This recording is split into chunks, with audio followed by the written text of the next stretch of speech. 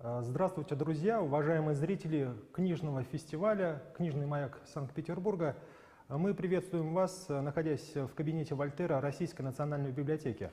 Меня зовут Андрей Тарасов, я заместитель руководителя пресс-службы РНБ.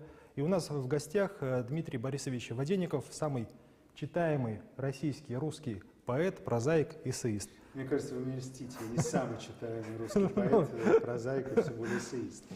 Здравствуйте, Дмитрий Борисович.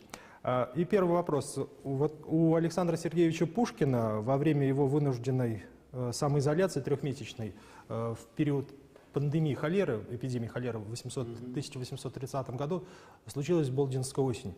На вас как повлияла вот эта пандемия COVID-19, которая уже 2 года длится, как на настроение, на творчество, как повлияла? Ну, для начала она повлияла на меня следующим образом. Я стал читать то, что я либо никогда не читал, например, некоторые рассказы Войси Лескова. Почему не читал, непонятно, потому что он совершенно невероятный писатель. Или перечитывать то, что я уже читал, и, может быть, даже несколько раз, но я вдруг увидел совершенно другие шифры. Мой любимый пример, я часто его привожу. Помните, что каморка Раскольникова была очень маленькой? Достоевский на этом акцентирует внимание. Он пишет, что Раскольников мог открыть дверь в свою комнатушку, каморку, не вставая с топчина. Так вот, в какой-то момент там набивается 15 человек. Вдруг неожиданно эта маленькая каморка, Достоевский просто забыл об этом, она расширяется. Это же подарок. Ну, понимаете, да, ты это читаешь, и ты говоришь, остановись, и ты видишь потрясающую вещь. Это, во-первых, то есть я очень много читал. Во-вторых, ко мне так получилось, что я 10 лет не писал стихи, они ушли от меня, пропал звук. И я даже не могу сказать, что я очень был несчастен, потому что я жил очень насыщенную, счастливую личную жизнь. Разную, но счастливую.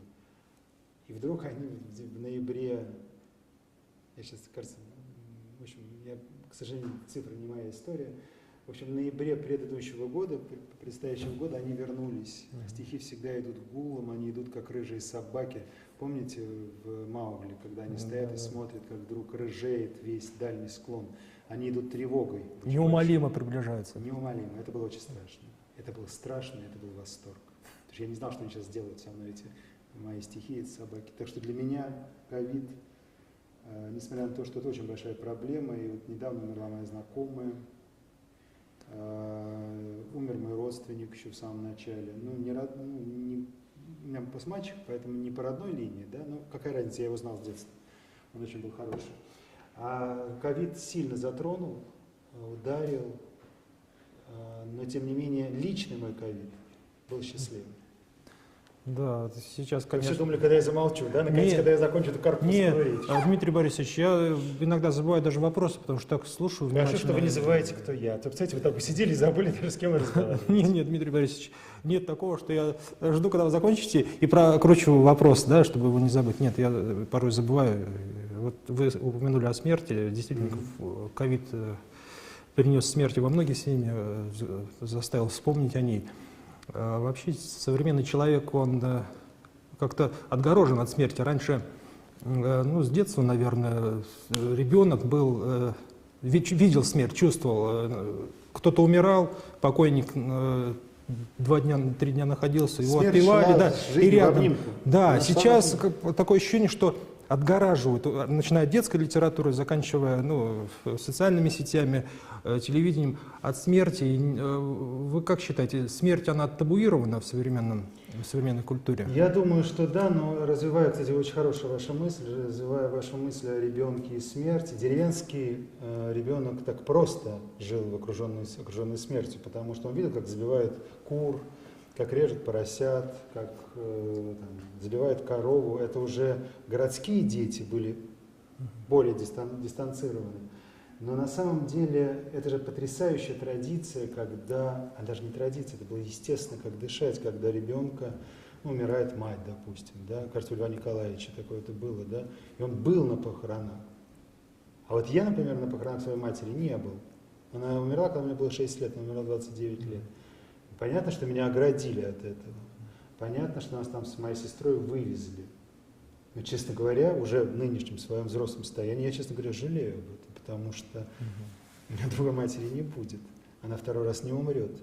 Я не могу сформулировать такой проклятый русский язык, я бы хотел увидеть, да, хочется произнести эти вещи, сразу понимаешь, что это какое-то кощунство. Я не хотел бы увидеть, но если уж выбирать, то мне было бы важно увидеть похороны моей матери. Да, мне было 6 лет, но я уверен, что деревенские дети, а вы знаете, какие там были смерти у одного Льва Николаевича, он, естественно, не деревенский, но тем не менее, сколько там детей полегло, да, у него, там, не помню, 7 или 9, бедная Софья Андреевна. А деревенский ребенок, да и вообще ребенок 19 века не был ограничен в этом виде, он это видел. И мне кажется, что, вот знаете, как пришло новое ханжество, да, к нам, мы знаем, что нельзя определенными словами, там, помните, была такая хижина дяди Тома, да, вот сейчас мы не можем произнести, кому принадлежала эта хижина, ну, американцы точно не могут.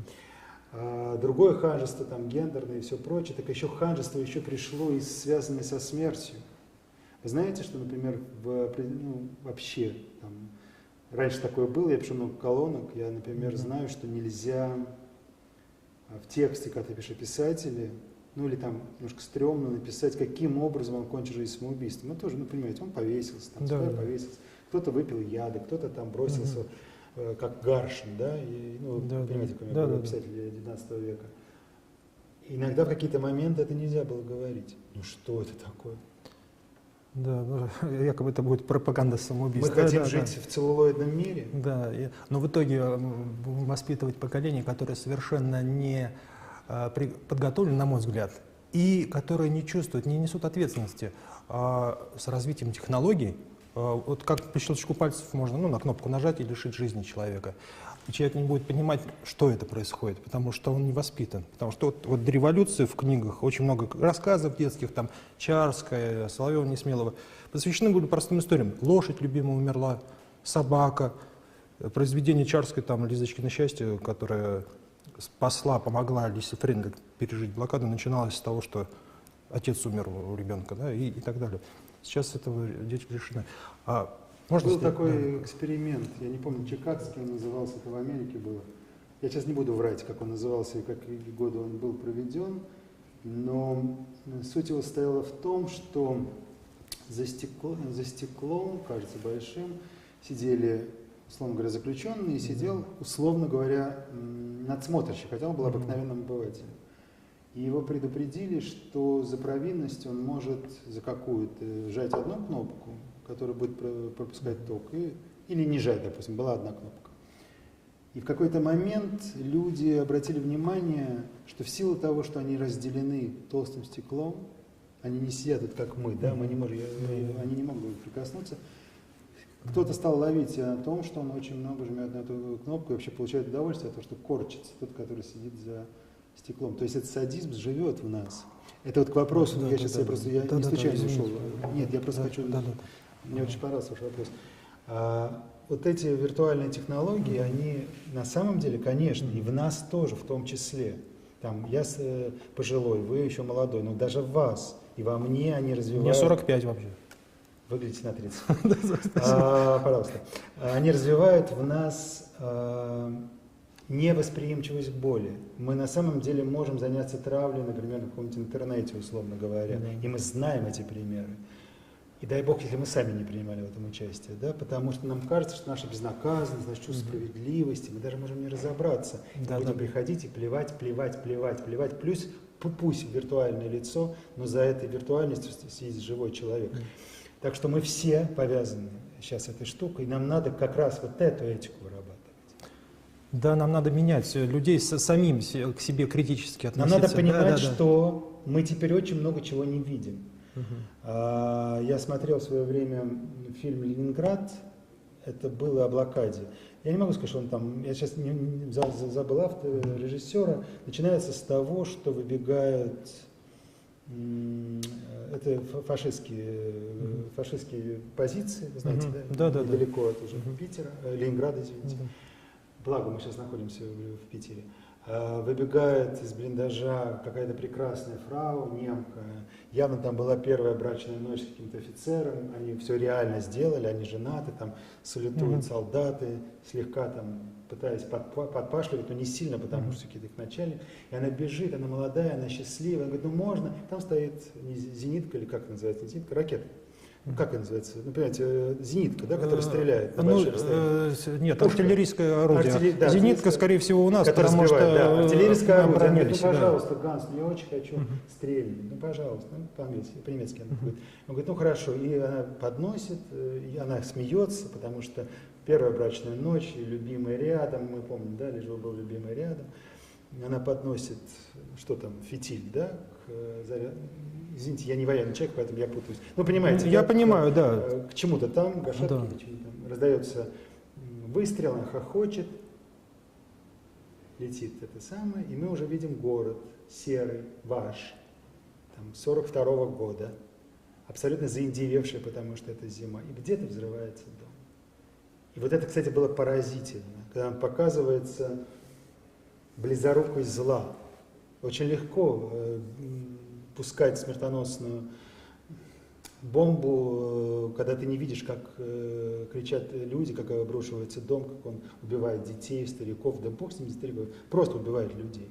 Понимаете, да? Да, И я, вот конечно, мы сейчас понимаю находимся прекрасно. в этой же системе. И никто из нас не застрахован о том, что мы не явимся на какой-то момент этой отвратительной, обезумевшей, но очень хорошенькой фрау, кого-то, которая только что была брачная ночь. Да, и которая будет просто уже не на гашетку жевать или затвор, а на кнопку. На кнопку, да. Она зайдет в какое-то здание, где сидят за компьютерными столами молодые люди, и она возьмет мышку в руки, да, Не и она, будет, да, да. а мы. Я вот только что сказал, мы являемся этой фрау. Мы должны отдавать себе в этом отчет. Мы ничем с вами не застрахованы от того, что мы можем это совершить. Есть иллюзия, что мы лучше.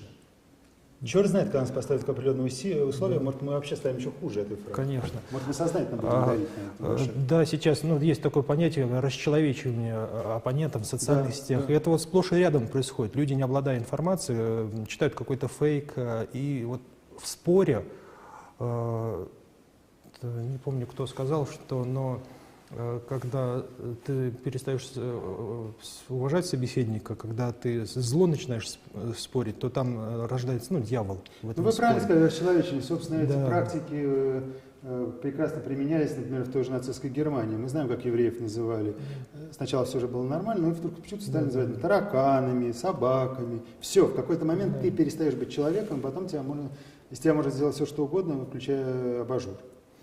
Да, и если, конечно, вот у меня такое ощущение, что будут темные времена, если люди не изменятся как-то. Я очень надеюсь, что их не будет. Дай Я Бог. очень надеюсь, что мы как раз сейчас стоим на предэволюционной ступенью, когда нам уже нечего больше растить, понимаете? Да? Ну, еще немножко вырастим, понимаете, похудеем. Хотя когда мы с вами похудеем? Мы хорошо с вами едим, как вы говорите, кушаем. Так вот, все, что нам останется, скорее всего, это вот что-то там эволюционировать. Возможно, что мы сейчас стоим на грани нового, правда, возможно, лучшего мира, если все не сгинем. Потому что саморазрушение очень тоже сильно монтировано. Да, наверное, вообще зло в человеке, оно с самого начала, наверное, Конечно. да? Ну, конечно. В мире присутствует. Конечно. Это нас не соблазняли. Это мы же животные. То есть мы, в принципе, человек создал мир вопреки, а не благодаря. То есть благодаря разуму, наверное, да? А подумайте, ведь сколько, вот я иногда думаю, ведь сколько было придумано пыток. Как только человек, я уверен, как только он перестал быть условной обезьяной, как только он встал на задние лапы, ноги, пошел и стал думать, первое, там придумал огонь, он придумал то, он даже, параллельно он стал придумывать пытки. Как мучительнее и дольше убивать своего врага. Или там свою жену, которая тебя изменила. Ну, понимаете, да? Да. И это страшно. Меня это недавно озарило. Я прям шел по улице, и вдруг это, может, я где-то об этом напишу, или сделаю какой-то эссе. Я вдруг подумал, во всей животной есть там кошка, которая играется мышкой. Но она играется 3 минуты от силы 1. А мы прекрасно знаем, что такое концлагеря. Мы знаем там какой-нибудь железная маска, да, который был заключен там бесконечно, там Бастилия или где он там сидел. Люди садистичны по своей природе. И нам что-то с этим надо делать. И мы садистичны. я садистичен. Мы Да. должны это осознать и что-то с этим сделать. Возможно, впереди нас, кажется, это ждет. Наверное, побороть ребенка в себе, потому что дети Да, жестокие очень. Дети жестокие очень, да. Да. Гениально. Это гениально, то, что вы сказали. Побороться Да. ребенка. Можно было сказать сейчас все, что угодно. Да. Надо стать ангелом, надо вернуться к Богу. Что вы там еще любите говорить? Но вы сказали потрясающую вещь. Ну, я Вы случайно- могли сказать еще глупость, вы могли сказать стать ребенком. Нет. Но вы сказали гениальную вещь, сказали побороть ребенка. Да. Именно побороть ребенка, потому что нет ничего более жестокого, чем Да. ребенок. Да. Вот по списку вопросов. Когда талантливому человеку лучше творится, пишется? Когда хорошо ему или когда плохо? Ой, это вообще, это вещи не связаны ни с связаны. плохостью, ни с хорошестью. Это когда к тебе приходит звук или не приходит звук. Как пишут другие, я не знаю. Я бездарный человек, я всегда это говорил, я бездарный человек, который просто в какие-то моменты становился гением. Не потому что я такой хороший, я совершенно не хороший, а потому что, когда ко мне приходил звук, я понимал, что когда стихи приходили, я понимал, что я должен что-то вытянуть из него. Мне было так тяжело от этого звука, что мне все время хотелось что-то быстренько. На секундочку. Нет, не подходит. И ты тянешь, вытягиваешь звук, потому что звук больше тебя. И то, что ты на самом деле, твои стихи больше того, что ты хочешь написать. Мое любимое выражение, я своим студентам говорю, что не ты пишешь текст, а текст пишет тебя. И поэтому я не знаю, что советовать людям. Вообще я бы советовал не писать. Вообще не заниматься, как вы выразились, изволили выразить, творчеством. Не надо. Рожайте детей, любите, спите с мужчинами, спите с женщинами, зарабатывайте деньги, ездите, дай Бог откроет нам границы, ездите в Париж. Писать не надо. Не надо этим заниматься. Но если ты пишешь, пиши правду. Вытягивай эту правду.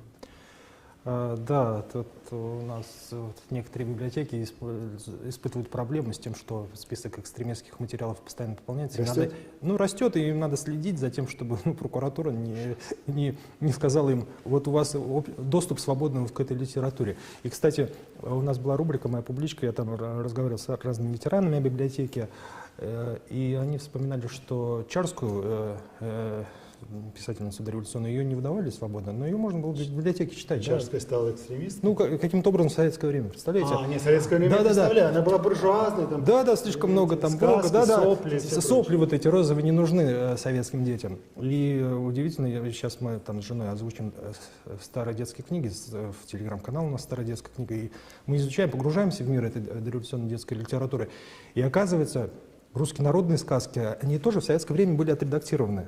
То есть герой не молился Богу, Дорогой мой, еще извините, что-то, я то есть посмел вам сказать. ничего.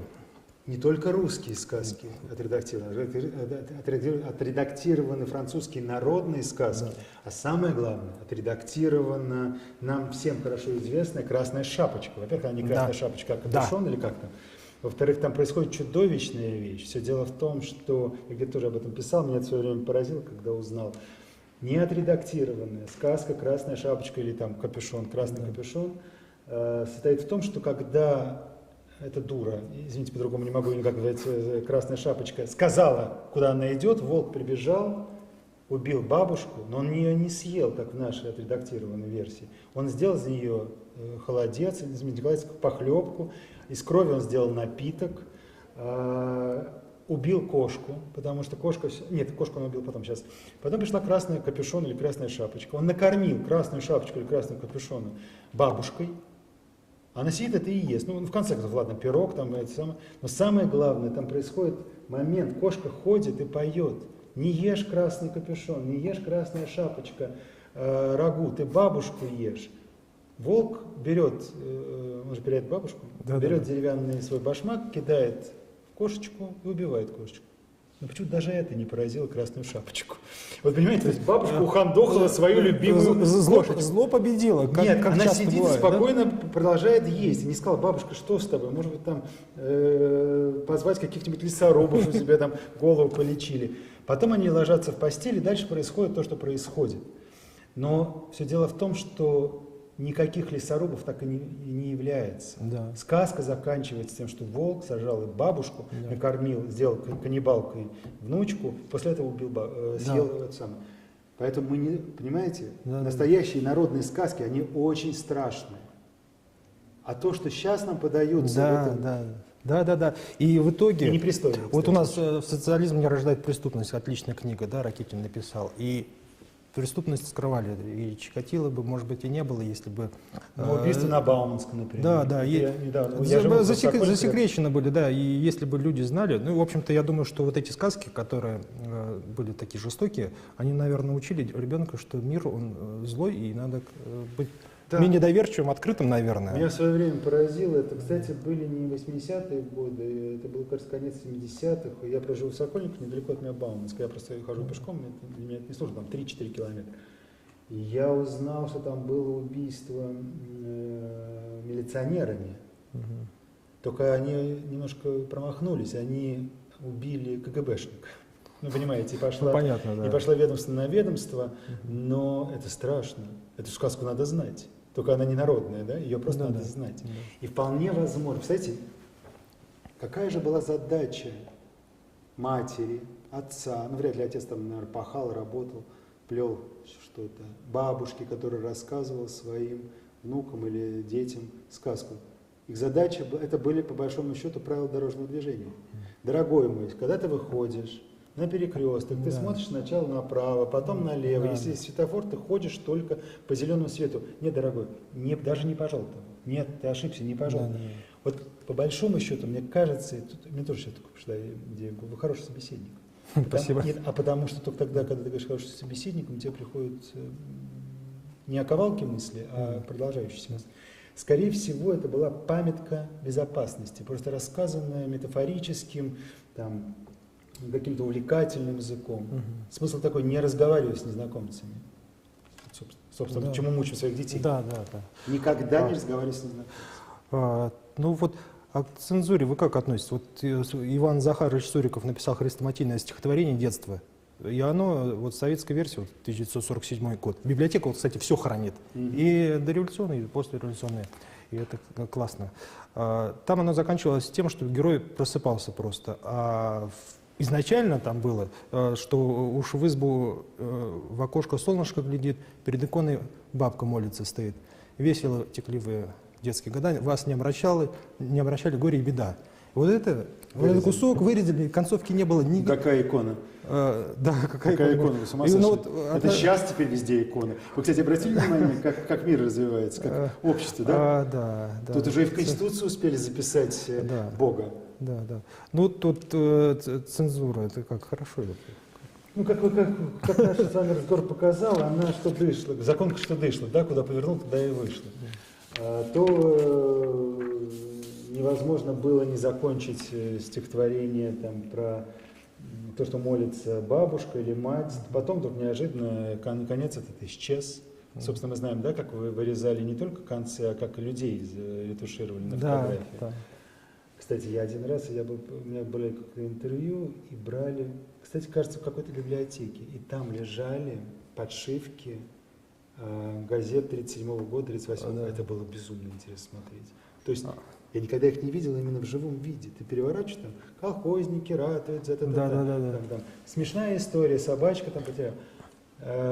Раскрыт заговор врагов народа в швейной мастерской, такого-то. Смотрите, вот такой кусочек.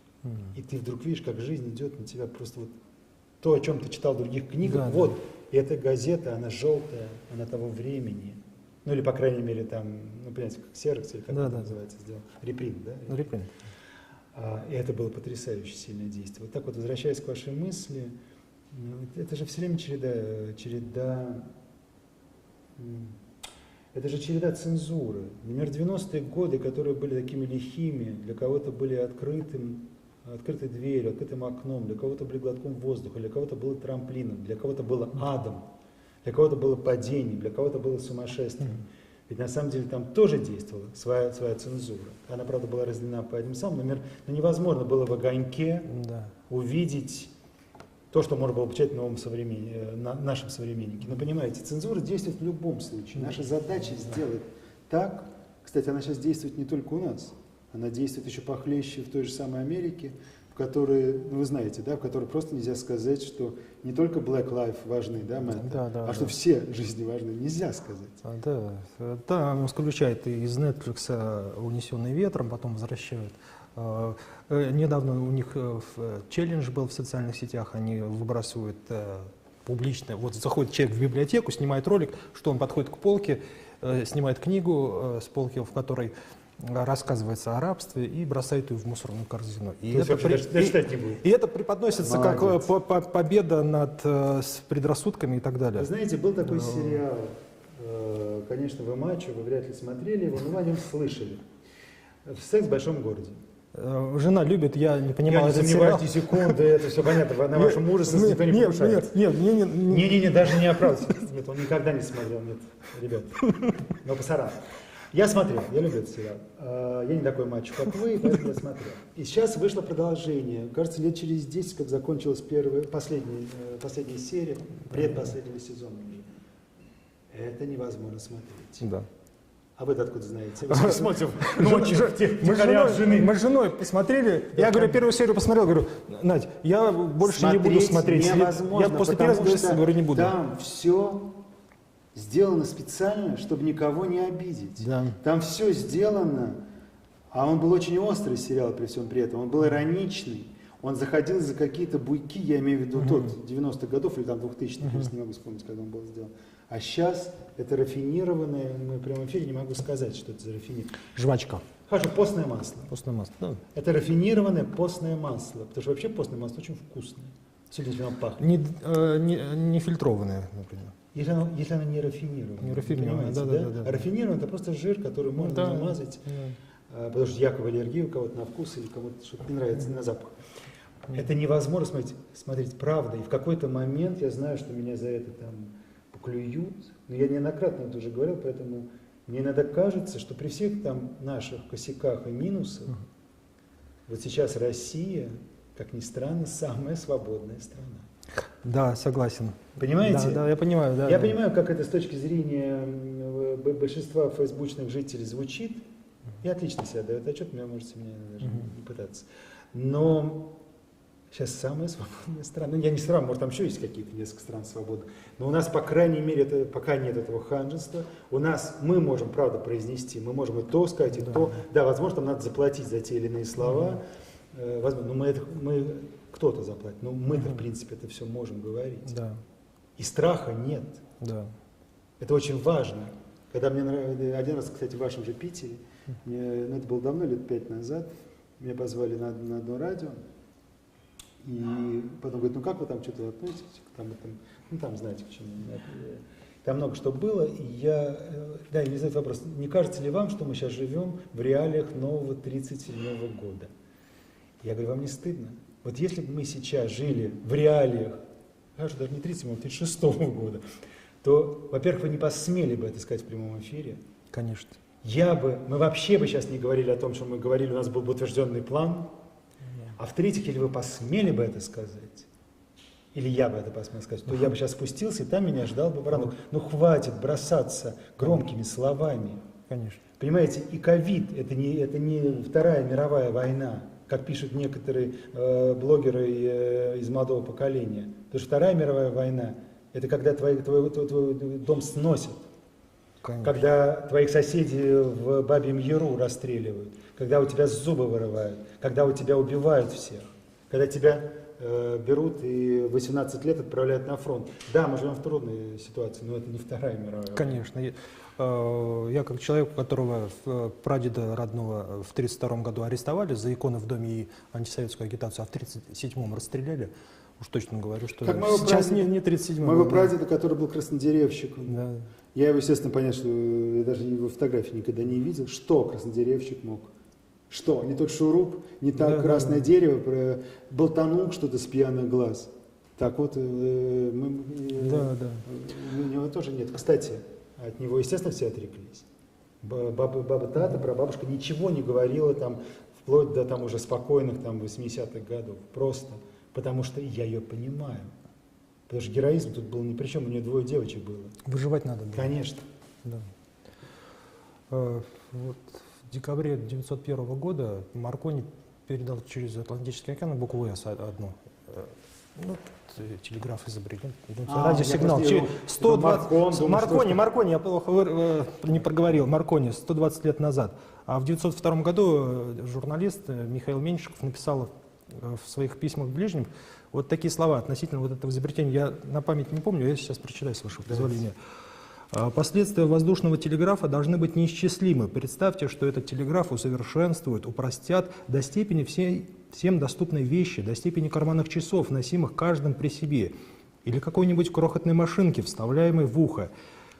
Вы приводите в действие машинку и слышите мысли, подаваемые всему человечеству из Парижа, Лондона, Петербурга, Пекина, Нью-Йорка. При содействии другой, столь же простой машинки, вы подаете свою мысль, которую могут услышать одновременно на антиподах. И тогда, шепчет мне тайный голос, мы, может быть, будем дальше друг от друга, чем когда-либо. Это, кстати, наушники. Мне недавно у меня все были наушники. Я же такой, я пожилой человек, поэтому у меня все были наушники, которые там втыкаются. Ну, понимаете, тут недавно мне подарили вот эти айфоновские, которые втыкаешь, и они сами играют, и там что-то, значит, еще можно закачать и какую-то, значит, музыку. Ну, не музыку, а взять на Apple Music. Слушайте, он же просто предсказал наушник. Притом, нет, он предсказал не наушник, который пользовались весь 20 век с проводом. Он показал беспроводной наушник. Да, ну, смартфон тот же и так далее. Да. Вот мы сейчас... И что он обещал, что мы все умрем после этого? Он сказал, что мы будем далеки друг от друга, дальше, чем когда-либо. Это к вопросу о предсказаниях, да? Это уже смешно. Вот сейчас. Это к вопросу о предсказаниях. Сейчас обещали все время какое-то нападение. Вот интересно, правда. Нападение России на Украину. Там у меня есть и патриоты в ленте, у меня есть либералы. Я, кстати, ближе к либералам по своему настроению. Но вообще я нахожусь посередине. И это невозможно, они просто с одной линии, просто на этой другой части просто кипят, просто ждут. Такое ощущение, что они хотят. Они не знают, что такое война. Да, они такое ощущение, нет, я имею в виду, они правда реально либералы сейчас кипят. Вот, сейчас произойдет, вот уже ведут. Я бы на месте, конечно, наше руководство просто не ввел, просто чтобы просто разыграть эту карту. Я думаю, что, конечно, никто ничего не ведет, хотя я, конечно, никакой в этом смысле не специалист, даже не диван. А нет ощущения у вас, что люди от социальных сетей устали? Да есть, вот, конечно, есть. Понимаете, это к вопросу об нашем алкоголическом устройстве. Мы по своему типу, как... Вот помните, мы говорили про обезьян, да? Мы же не обезьяны, мы люди, мы по своему типу алкоголические существа. Не случайно у нас такие, ну, у вас, конечно, ваши ангелы, у вас, конечно, нет проблем с алкоголем. А у наших людей есть, у русских. Ну вот, и, например, алкоголь, табакозависимость, иногда любовная зависимость, зависимость от телевизора, зависимость от интернета. Мы, по большому счету, очень сильно наркотически зависимые люди, существа. Понимаете? Поэтому, конечно, как только появляется то, что может может претендовать на роль наркотика, мы моментально на него подвисаем. Вспомните, но у нас есть обнадеживающий момент. Вспомните, как люди висели на телефонах. Ну, часами. Часами. Особенно, когда были, вот, знаете, спаренные телефоны. Да. У нас это было не спаренные. Стучали в стену, чтобы... Надо было стучать в стену, потому что надо освободить. Но люди по часу разговаривали. И, кстати, это совсем не обязательно женщины. Это и мужчины разговаривали по часу. Вы много сейчас разговариваете по телефону? Нет, я Вы вообще не разговариваете по телефону? Давайте за вечер мало, да. Да. С женой только разговаривать, ну, то есть... Да, дорогая моя, я еду. А так сообщения только. Да. И поэтому сейчас у нас, во-первых, это действительно мы стали просто пользоваться другим средством связи. Это печатный текст. А помните, как много говорили о том, что текст умирает, книга умирает. Да. А книга же не может умереть по одной простой причине, что почему-то путь нашего развития, на данном этапе, пошел не по звучащему слову, потому что не так сильно вот эти даже мессенджеры, которые звуковые, потому что мне нету времени слушать твой звук. Да. Вы понимаете, да? Да? Более того, если ты мне там назначил встречу, я должен запомнить, еще раз переслушать 17, 18, вы понимаете? А когда это написано, я просто это переношу. Смотрите, то есть получается, что книга не умирает, мы пошли по пути знака.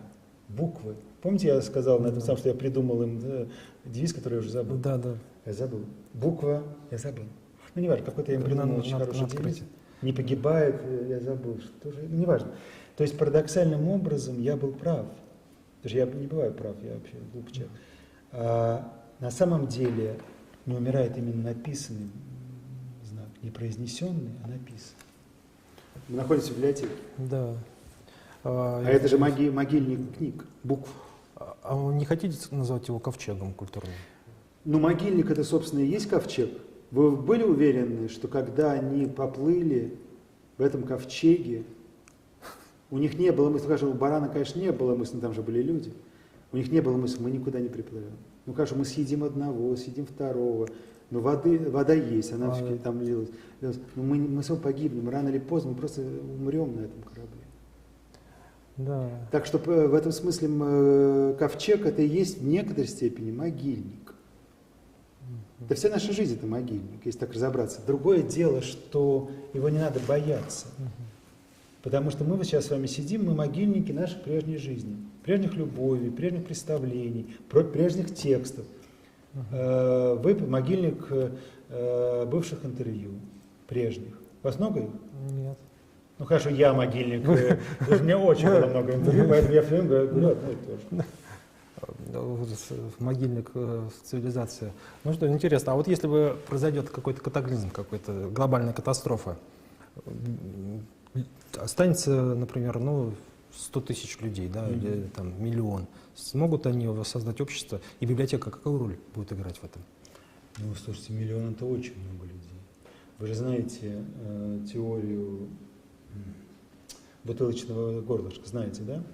Не знаете? Нет, не знаю. Но это тоже касается, связано с эволюцией, когда мы все, мы, наши там предтечи, да, выходили из, они же несколько раз выходили из Африки. Есть такая идея, что, я не знаю, это в Африке или не в Африке, дело сейчас не происходит их из Африки, что было несколько моментов, когда человечество проходило через бутылочное горлышко. Вспомнил, да, то есть была большая популяция, потом что-то случалось, катастрофа, вспомнил. катаклизм, еще что-то, и они проходили много. Сколько сказали? Миллион? Миллион – это не может быть бутылочным горлышком. Скорее всего, 100 человек, ну хорошо, 100 тысяч человек, может быть. Но 100 тысяч они не воссоздадут технологии, не смогут воссоздать фабрики, вот эти производства. Да, не смогут. Черт, 100 тысяч ну почему 100 тысяч не смогут? Они 100 тысяч смогут, Они да. будут владеть этой мыслью. Мы, кстати, не знаем. Кстати, интересная идея.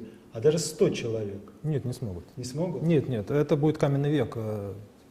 Тогда я отвечаю на ваш вопрос. Значит, если идут 100 человек, да, они восстановят систему, но эта система будет принципиально отличной от того, что было, она будет значительно более экономной, по вполне понятной причине. И, скорее всего, библиотека, конечно, там не будет, вот в этом понимании.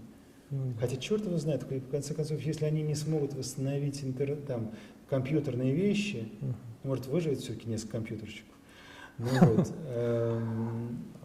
то если они не смогут этого сделать, то, может быть, они вернутся к книгам. Но я думаю, отвечая честно на ваш вопрос, я думаю, что библиотеки как институт, конечно, не будут восстановлены. Не будут. Ну а вот каким вы видите будущее библиотеки там, через 10, через 20 лет? Сейчас разные модели. Мне, кстати, очень нравится, что сейчас происходит с библиотеками. Во-первых, я с некоторыми директорами знаком, так получилось, мы просто ездили по одним и тем же там каким-то приглашениям, там фестивали, и меня пригласили, и, допустим, там директор Некрасов, да? Извините, Достоевского. У нас есть библиотека Достоевского, кажется, на Тургеневской. На Чистых прудах, никакого Тургеневского это ли есть. Неважно. И я сначала это видел в Западной Европе, мне это очень нравилось. Потом я это увидел у нас, то, что я сейчас говорил. Ты идешь, там огромные... Помните, как раньше ты идешь, и там какие-то грязные витрины, какие-то там люди сидят за столом, у них вот такие книжки. А сейчас ты проходишь и видишь, что, может, у них там лежит одна-две книжки, но у них на самом деле другое, что там стоит компьютер, у них там какие-то там еще там сведения, что-то там другое начинает развиваться. Библиотека вот в этом режиме, который мы сейчас, она очень красиво смотрится, подойти, взять книгу, заказать сначала у тетеньки, да, и потом читать, что-то выписывать. Я думаю, в таком режиме она, конечно, уже существует как музей. Да, как музей, да. А как центр, куда можно прийти, и там тебе дадут то-то, то-то, то-то, то-то, то-то. Я не очень технически одарен, поэтому не знаю, там тебе могут дать действительно и какие-то медиа, как называется? Медиаресурсы. Медиаресурсы, вы понимаете, да? Да. Например, помочь там отыскать или что-то еще, отсканировать. Я не знаю, Да, понимаете, да? То есть это, конечно, никогда, мне кажется, вот это как раз не умрет. Да, конечно, музейная составляющая, она будет играть все большую роль, потому что дистанционные технологии растут, и методы семантического анализа внедряются, и как только вот если будет оцифровано, если когда-то, и будет еще возможность поиска по контексту, то, конечно же, людей меньше любят. Ну да, но тем не менее, все равно, сейчас вы противоречите тому, что я сказал. Потому что я все равно вижу, что там есть жизнь, она вдруг опять возникла в этих пространствах. Да, другая жизнь, я не знаю, чем там занимаются. Общаются, возможно, кстати, люди. Возможно, лекции, общение, Да. доклад, как доклад, это звучит сразу каким-то советским. Да, лекции, игра. Мне кажется, вот в этом она будет существовать. И одновременно, в конце концов, почему мы все время списываем человеческий фактор со счетов? Если, условно говоря, библиотека превратится в хорошем смысле в кафе, ну, то есть, если там уже не надо трясти, что тебе зальют твою книгу драгоценную, да, там все, то там есть кофе, кстати, там кофе есть всегда теперь. Ну, по крайней мере, я видел это. И, может быть, люди просто будут приходить, чтобы что-то сделать, написать, чтобы не быть в одиночестве. Это не значит, что ты общаешься. Но там сидит девушка или сидит парень. Ты обернулся туда или сюда, с кем ты переговорил. Но ты не для этого пришел. Ты пришел просто для того, чтобы... Да. Помните, кто были раньше французские писатели, которые писали в кафе? Ты пришел, чтобы писать свой рассказ. Вы сказали, что не будет бояться сотрудник, что выльют кофе, прольют. Вспомнил историю, разрешите, я расскажу про Ивана Андреевича Крылова, который здесь работал в Русском книжном фонде Императорской публичной библиотеки. Он жил здесь, и у него окна выходили на Садовую. Окна были открыты, и он прикармливал голубей, любил птиц, рассыпал кормом на подоконнике, они там сидели. Но история не в этом. Ему Ленин дал книгу, он любил читать рукописи, сидя в кресле у себя. И он заказал книгу, египетскую рукопись какую-то иллюминированную, и залил ее кофе. И кофе пьет. И случайно что-то вздрогнуло, или как-то он испугался, птица залетела, и он пролил воду. Он тут же позвал служанку, ведро воды, выплеснул это ведро воды, в общем, и следов не осталось. Вообще рукопись? Нет, от кофе. Вовремя вылил, потом... Я думал, что он залил рукопись. Он залил, он пролил, но он вовремя водой смыл это. Вот понимаете, к вопросу, смотрите, сидел, читал рукопись. Да, с кофе. Бог с ним с кофе. Он читал рукопись, насколько я понимаю, свиток, или как он называется, папирус. Да. Или что там? Скорее всего, я материал не знаю. То есть, понимаете, не нужно сидеть и читать папирус. Этот папирус тебе дадут в оцифрованном виде. В оцифрованном виде, ты не боишься ничего, кроме того, как за свой компьютер, который зальешь кофе. Конечно. Это уже твоя проблема, что называется. Давайте, Дмитрий Борисович, подумаем. Можете представить, каким будет человек через 100 лет? Каким он будет? Я не знаю. Как это футурология называется? Да. Я не силен, я не верю вообще. Мне кажется, это потешный способ мысли. Нельзя, не смешной, не забавный, именно потешный. И клоунский, честно говоря. Ты начнешь думать, сколько мы видели этих смешных там литографий с карикатур, если можно сказать литографии, не уверен. В общем, карикатуры 19 века, где показывали моду 1917 будущего. Или иногда они шли дальше и показывали моду 1930 И мы понимаем, что это было совершенно не то. Они совершенно не то предсказывают. Наверное, только в антиутопии ты часто можешь попасть примерно в яблоко, не совсем яблоко, например, только потому, что вернемся к нашим сказкам, потому что в нас живет настоящим сказкам, который писал наш народ, а не адаптированные братья Гримм или кто там. или за них не адаптировали. Мне кажется, они, кстати, не адаптировали, не помню. Грим есть и в адаптированном, и не в адаптированном. Они сами не адаптировали. Да. Так вот, это как вопрос о сказках. Если ты представишь себе антиутопию, она воплотится вполне точно. Ну, при плохом, как фашизм, да? Или как концлагерь какой-нибудь, где Шаламов сидел, я сейчас говорю про русский, про советский.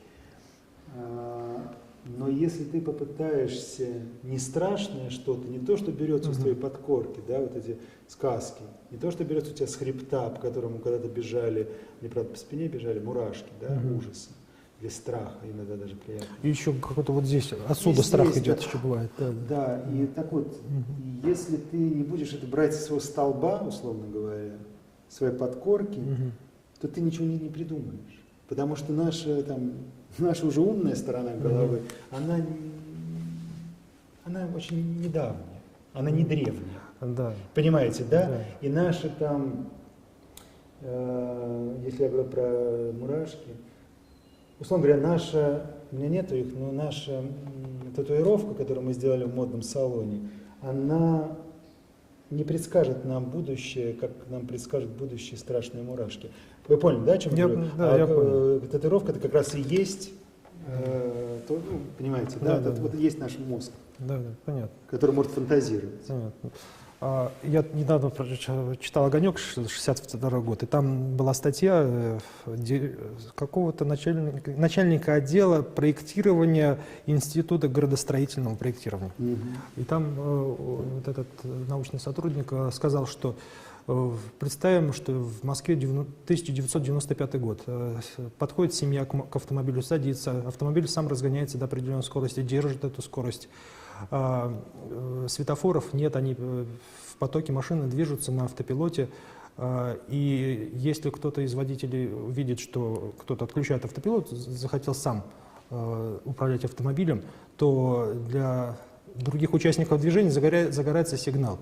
Мне кажется, очень такое точное предсказание того, что... Это было когда? 1962 год, «Огонек». 1962 год. Вот это точно, да. Представляете? Ну, то есть, если мы говорим о технологиях, то можно представить. Если мы говорим о человеке, каким он будет, то это невозможно. Я говорю, технологии ты еще можешь. А ведь помните, я начал говорить про моду. Они пытались предсказать вот эти смешные моды. Это же не технология. Это сны. Да. Мода — это сны, а это в прямом смысле человек. Да. Сны ты не предскажешь. Конечно. Ты не предскажешь ни катастрофу, ни торжество, ни общий рай. Да? А вот предсказать примерно технологию, да, ты примерно можешь понять, куда двигаться. Да. Дмитрий Борисович, вот сейчас очень непростое время, сложное. Нашим зрителям, слушателям, какой бы вы совет дали, чтобы пройти вот это время, жизнь прожить? Правильно. Не более знаете? Да, наверное. Да, слушайте, какой совет? Вам дали такое прекрасное испытание, да? У кого-то это связано со смертью, не дай Бог, чтобы это коснулось нас. Но вам дали такое интересное испытание. Карантин, необходимость носить маски. Помните, как мы смеялись над японцами и китайцами, которые всегда в масках? И вот теперь мы эти японцы и китайцы. По-моему, это очень интересный опыт. Вообще все интересный опыт. Я в свое время чуть не умер, я часто об этом был в интервью, у меня там был серьезный удар, внутренний. И я потерял память, бла-бла-бла и все прочее. Научился заново почти ходить, не ходить, конечно, ходить я мог, а ориентироваться. И вот сейчас скажи мне, давай мы это все отменим. С памятью у меня не так. Сейчас она остановилась более-менее через 10 лет или больше. Давай мы отменим это, вырежем эту штуку. Может, ты такие глупости не сделаешь. А я это делал. Потом глупости такие и агрессивные, и какие-то такие эсхатологические. Мне хотелось со всеми порвать. Я не вырежу. И боль свою не вырежу, а была очень большая боль. И страх свой не вырежу, и отсутствие памяти. У меня просто память как стерлась. Знаете, у меня вот... Как она называется первая? Есть оперативная память, я называю. Да. Я ее называю так. Это кратковременная и долгосрочная. Моя кратковременная память полностью стерла.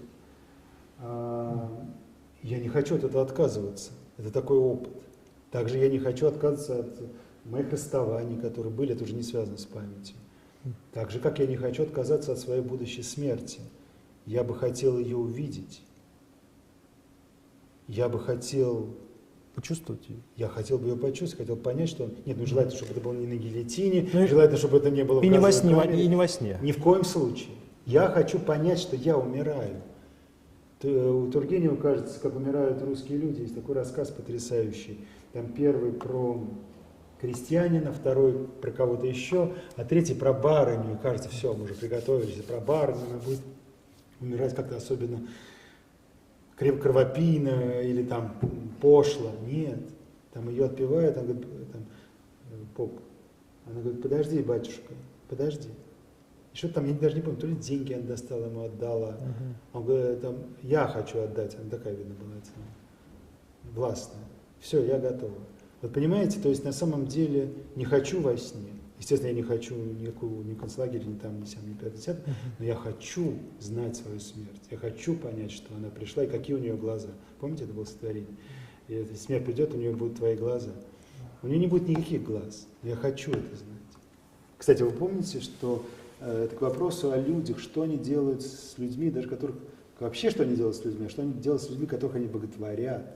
Лев Толстой хотел умереть в сознании. Не надо морфина, говорил он. Он имел в виду не морфина, я неправильно. Он говорил, не надо парфена, что-то типа этого. Он хотел сказать, у него уже язык заплетался. Не надо морфина. Он как раз и хотел сказать, не надо морфина. А произносил какое-то глупое слово, типа парфена. Но ему дали этот морфин. И он уплыл в небытие, ну, в смысле, в забытие, а потом в небытие. И когда читаю, меня аж передергивает.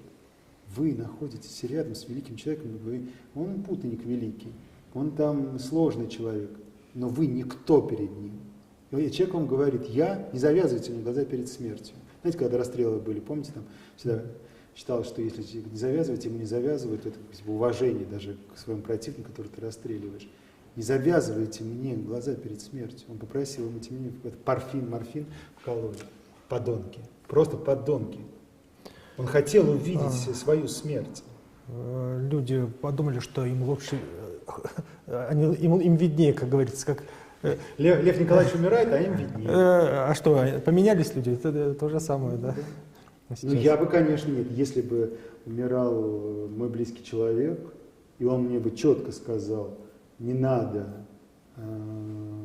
парфина, я бы, конечно, не дал ему парфину, я бы запретил врачу его ставить. Хорошо. Если началась уже агония, это понятно. Потому что агония – это агония. Там уже отсутствует. Там у человека, у меня собака умирала, и я позвал к ней врача только уже… Чуня? Да, только уже, когда началась предагония. Потому что, ну, понятно, там ее тошнило, она уже начала под себя ходить. Я имею в виду не мочой, а калом. Ну, понятно уже, да, начались все эти. Смерть же, она очень конкретная и отвратительная. Она некрасива. Это к вопросу о девчачьем. Я умру, там он пожалеет. Когда ты умрешь, ты будешь похожа на существо, которое сходило под себя. И только тогда я вызвал врача, потому что потому что это уже был бессмысленный комок, болящий смерти. Так вот, но Толстой не чуня. Толстой имеет право увидеть свою смерть. Наверное, еще, Дмитрий Борисович, смерть еще и заслужить надо. Иногда. Есть все заслуживают свою. Ну как, я сейчас поясню, какую мысль. Легкую смерть. Наверное, да, потому что есть рассказ у Лескова «Земля не принимает». Там, я не читал. Ну, я расскажу вкратце, если позволите. Там главная героиня – это помещица, она уже преклонных лет, и вдруг появляется мужчина, тоже пожилой, в селе, и начинает на службу ходить.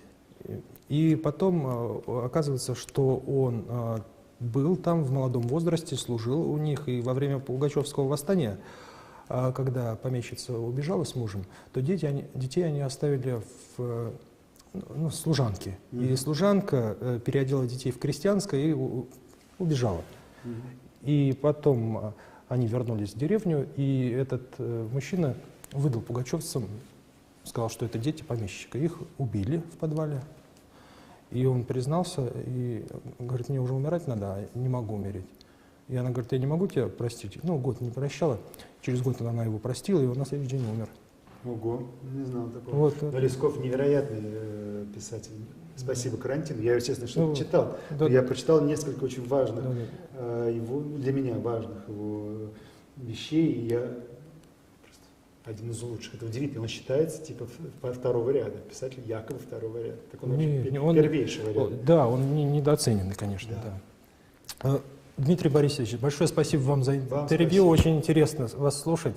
Я с большим удовольствием, Спасибо. когда готовился к интервью, посмотрел ваши Вы все интервью, вопросы задали, колонки. которые задали? Я задал. Нет, дело не в этом. Вы ответили, это пошло по другому руслу пошло. Нет, потому же у меня один вопрос. Вот остался. Кто вы, Нет. Дмитрий Борисович? Ладно, добро должно быть с кулаками. Вот Это вы внезапно. Евтушенко спросите. Ну вот. Спасибо вам. Спасибо огромное. большое. Спасибо, уважаемые зрители. Мы были в Российской национальной библиотеке в кабинете Вольтера с Дмитрием Борисовичем Воденниковым. Всего вам доброго. До свидания.